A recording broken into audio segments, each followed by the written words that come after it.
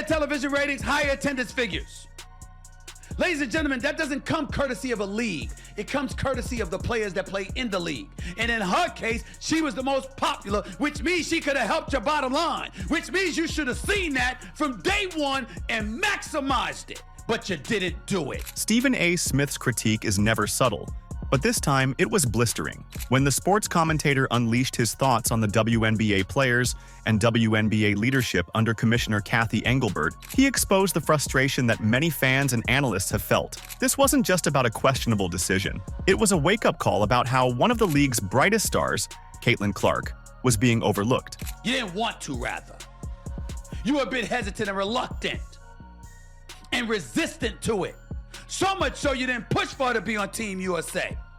So much so you had people like Cheryl Swoops who didn't even want to mention her name. Imagine a league where its most exciting, game-changing player seems to be actively brought down by the very league she wants to help develop. Clark's historic debut season drew record crowds and skyrocketed viewership, revitalizing the sport's fan base. But instead of capitalizing on this momentum, the league's response was muted. Fans are left asking, can the WNBA seize its potential, or will it continue to stumble? But this is only the beginning. As we dig deeper, we'll uncover the underlying issues that reveal a league at a crossroads. And Stephen A. is not holding back. What's at stake if the WNBA doesn't change? Before we break it down, please don't forget to subscribe to the channel. Are you ready? Let's go.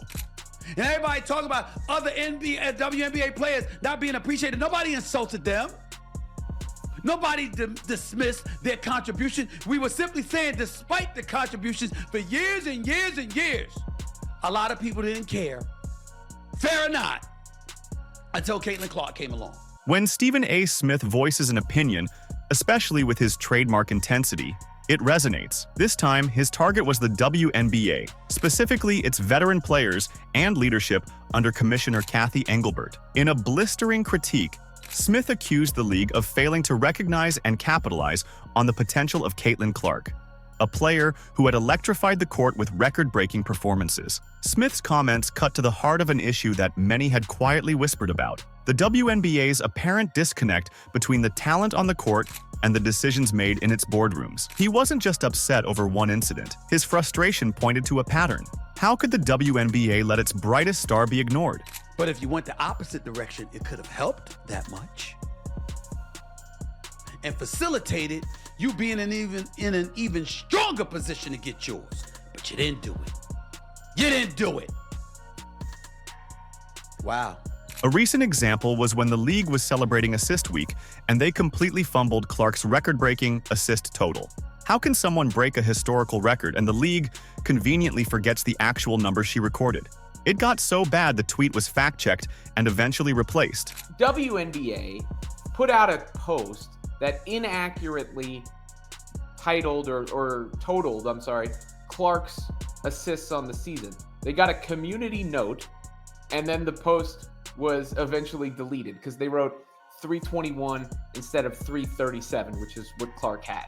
And let's not forget when Clark was the only awardee that was celebrated with a simple phone call. The critique raised larger questions about the league's vision and priorities. They decided that they were going to let her know she was Rookie of the Year with a phone call in Connecticut during a practice before a playoff game. You can't make this up. It wasn't just Smith's intensity that struck a chord, it was the truth behind it. His words echoed what fans and players had felt, but hadn't always articulated. This wasn't just about recognition.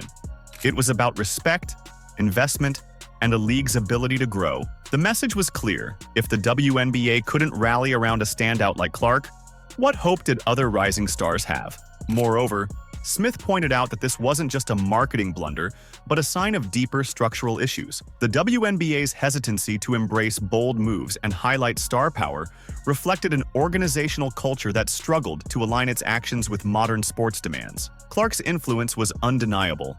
Her games were must-watch events, drawing in new fans and reigniting longtime supporters' interest. Yet, the league's leadership seemed unsure of how to build on this momentum effectively. It elevated television ratings, it elevated attendance, and it damn sure elevated franchise value.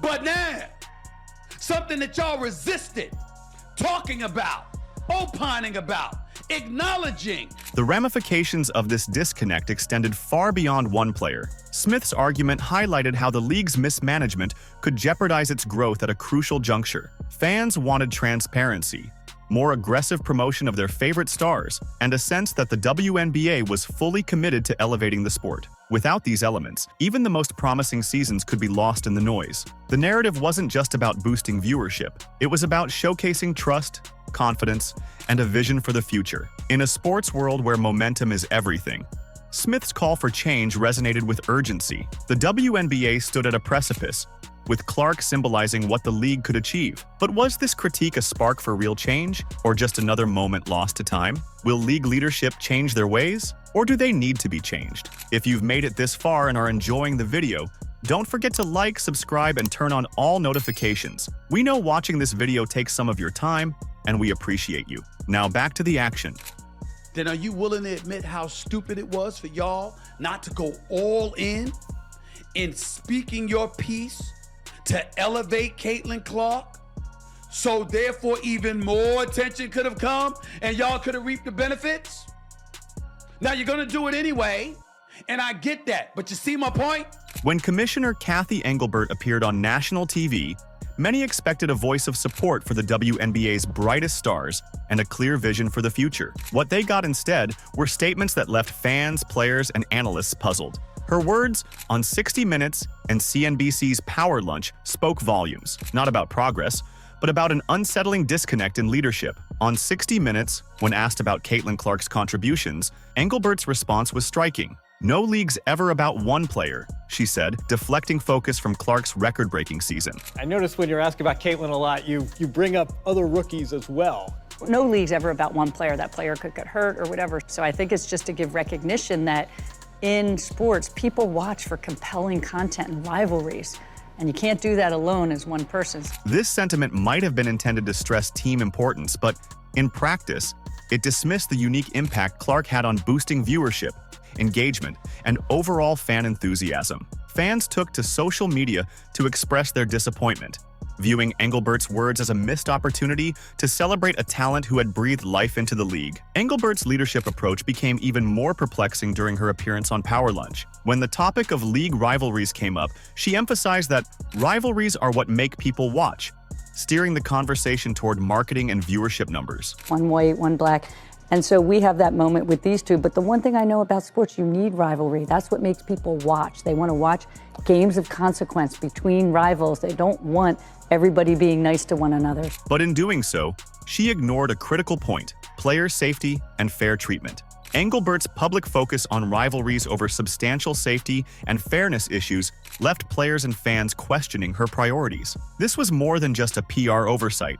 It highlighted a dissonance between leadership and the league's most pressing concerns. The disconnect between Engelbert's public statements and the league's on-court reality was stark. While the commissioner talked about fostering rivalries to boost ratings, players like Clark were facing inconsistent officiating and physical challenges that could impact their careers. The league's reluctance to address these safety concerns raised red flags about its commitment to player well-being.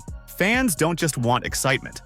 They demand fairness and integrity, cornerstones of a credible sports league. It's a balance, but certainly from a marketing dollars, but corporate partners are stepping up to endorse these players much more so than they were 5 years ago. Engelbert's approach has left the WNBA at a pivotal crossroads. Players are pushing for change, fans are demanding better, and analysts are watching closely. The leadership's current trajectory risks not only losing the momentum generated by stars like Clark, but also damaging the league's long-term credibility. The question now is whether Engelbert can pivot her focus from marketing soundbites to meaningful action. These leadership missteps aren't isolated. They contribute to a broader narrative about the WNBA's priorities. While Engelbert has overseen some progress in terms of expanding league visibility, these moments reveal a leadership style that, for many, falls short of what the league needs to thrive. But beyond public statements and policy choices, there is a deeper issue lurking: broader challenges within the WNBA that affect every game and every player. What are these problems, and how do they shape the experience of both athletes and fans? I said Caitlin Clark, rising tide lifts all boats. As much as her presence was maximized by the WNBA, You players could have done more to assist it. While high-profile critiques and controversial leadership statements capture headlines, there are deeper issues within the WNBA that shape every game and every player's experience. The league has struggled with inconsistent refereeing and the persistent concern over player safety, two areas that significantly impact the quality of play and fan engagement. Players and fans alike have expressed frustration with officiating that can swing from overly strict to bafflingly lenient from one game to the next. This inconsistency disrupts the flow of the game and leaves athletes uncertain about how the game will be called on any given night. It's more than an annoyance. It's a potential safety risk. Players who can't anticipate the level of contact allowed are more likely to face injuries, adding to an already demanding physical toll. Check out this comparative footage between one of the fouls called on Clark and how the referees handled it, compared to how it was treated in the NBA. Don't tell me Caitlin Clark gets a special whistle ever again. One call was an ejection and the other was a common foul. Now, let's replay this one more damn time. So I can see right here. This was the exact same damn play. Look, same play, bro. Look at this. Are you serious right here? Boom. Same play. Crushed by Williams and same play. Now, Grant Williams was ejected for that. The problem extends beyond the court. When players like Caitlin Clark push the boundaries of athleticism with sharp cuts and fast-paced drives, the stakes are even higher. Yet, the league's response to these challenges has often been to highlight marketing-friendly storylines, such as rivalries, rather than addressing core issues. This focus can make it seem as though the WNBA prioritizes optics over substantive improvements. The issue of player safety goes hand in hand with these officiating problems. Clark's historic season, which involved more fast-paced plays and ambitious moves than most, brought this to light. She received a disproportionate share of flagrant fouls during the season, a statistic that set off alarms among analysts. The WNBA's failure to implement more stringent safety measures and enforce consistent officiating put not just Clark, but every player at risk. Yeah, the one thing as a very long-term sports fan I know is that officiating and refereeing is always at the top of a fan's list, of the media's list. Obviously, not every, they're humans. Beyond the players, these issues resonate with loyal fans who want to see a well-run, fair competition. To be clear, fans don't want special treatment. We just want fair and consistent officiating so we can focus on the product on the court instead of the drama off the court. The gap between the expectations of those who follow the league closely and what they experience grows wider when calls are inconsistent and safety concerns are brushed aside. Remember that technical foul on Clark for hitting the ring post? And Caitlin Clark gets hit with a technical.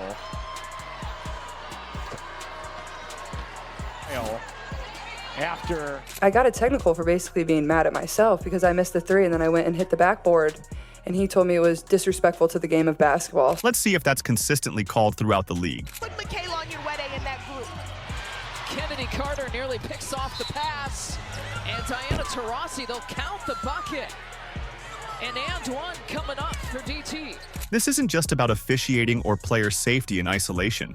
It's about the larger perception of a league that must prove it values its players' well-being as much as it values boosting viewership numbers. The stakes are clear, but the question remains, will the WNBA recognize these deeper issues and address them before they erode the trust of players and fans alike? Caitlin Clark's breakout season represented more than just impressive statistics. It was a beacon for what the WNBA could achieve with proper support and strategic growth. Yet, the league's response to this surge in popularity revealed significant missed opportunities that left many wondering about its direction and commitment to the players who drive its success. One of the most glaring oversights was the lack of comprehensive marketing and merchandise strategy surrounding Clark's meteoric rise. Fans flocked to games and tuned in from home in record numbers, eager to support not just the league but Clark herself. However, merchandise that should have been flying off the shelves was limited, and promotions centered around her achievements were understated. The message sent was clear. While players like Clark were delivering on the court, the league was falling behind off it. This league could actually